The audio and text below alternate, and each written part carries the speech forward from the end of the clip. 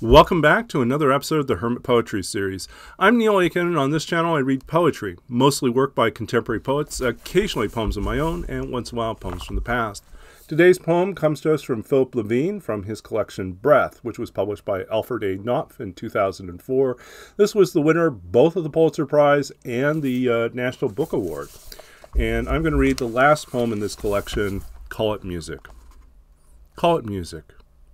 Some days I catch a rhythm, almost a song in my own breath. I'm alone here in Brooklyn. It's late morning. The sky above the St. George Hotel is clear for New York, that is. The radio is playing Bird Flight. Parker, in his California tragic voice 50 years ago, his faltering lover man just before he crashed into chaos. I would guess that outside the recording studio in Burbank, the sun was high above the jacarandas. It was late March. The worst of yesterday's rain had come and gone. The sky was washed. Bird could have seen for miles if he had looked, but what he saw was so foreign he clenched his eyes, shook his head, and barked like a dog. Just once. And then Howard McGee took his arm and assured him he'd be okay. I know this because Howard told me years later. He told me he thought Bird could lie down in the hotel room they shared, sleep for an hour or more, and waken as himself. The perfect sunlight angles into my little room above Willow Street. I listen to my breath come and go and try to catch its curious taste, part milk, part iron, part blood, as it passes from me into the world.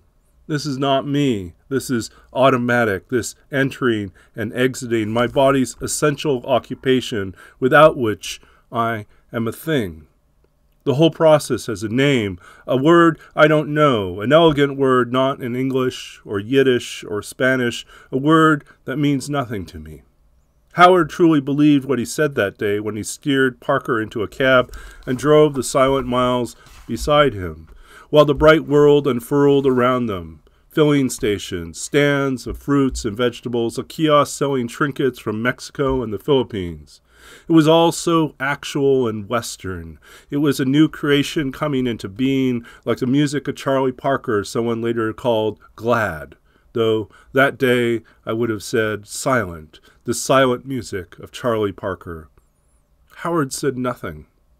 He paid the driver and helped Bird up 2 flights to their room, got his boots off, and went out to let him sleep as the afternoon entered the history of darkness.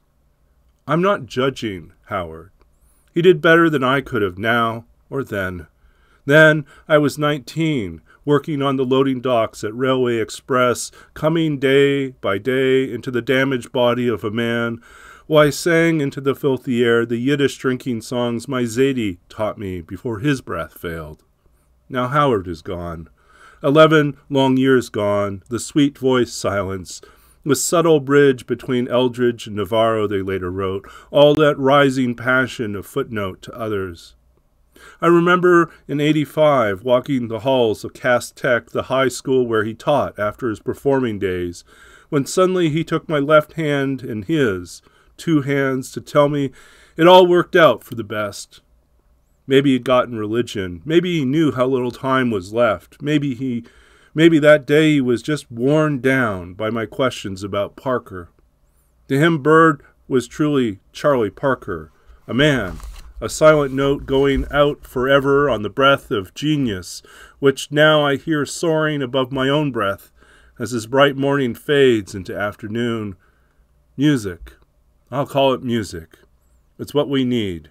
As the sun staggers behind the low gray clouds, blowing relentlessly in from that nameless ocean, the calm and endless one I've still to cross.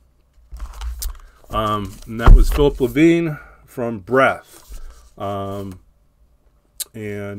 published Alfred A. Knopf, 2004. If you enjoyed this reading and this poem, please do check out the description of this video for more information about Levine, and also about where to purchase the book. And there's also information about this series. As mentioned before, probably in previous videos, I frequently mentioned, we do have new content every Tuesday, Thursday, and Sunday. If you like this video and this reading, please hit the thumbs up and like the video. If you enjoy what you're hearing on the whole and want to hear more, please subscribe to the channel. Hit the bell icon if you want to be notified whenever there's a new video that's up. And do stick around and check out more of these videos. I like to delve into the history of contemporary American poetry and world poetry, and love to hear suggestions from you about poets and poems that I can bring into this series. I might have a big collection, but it's also one that's always in need of improvement and expansion. And I do look forward to hearing from you if you do have suggestions. And if you're a poet with a book out and would like to be featured, please let me know as well.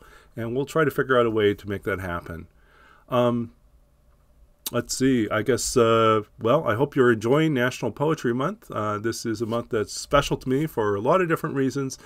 And I am grateful to be able to celebrate with you and to share these poems. If you're enjoying these things, please do share these videos with other people. It helps keep these videos and my project going. It's nice to know that it's circulating.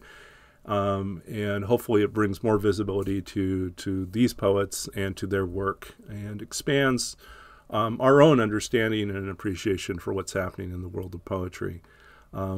This is kind of one of the weird, wonderful things that happened during this pandemic, is the opportunity to find ways to reach out beyond our immediate circles and physical locations to connect with others. And I'm grateful that this YouTube channel enables me to do that.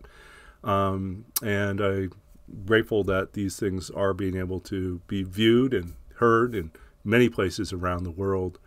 I'm Neil Aitken. This is the Hermit Poetry Series, and I'll be continuing to read poetry, as I always do, throughout this month and in the months to come.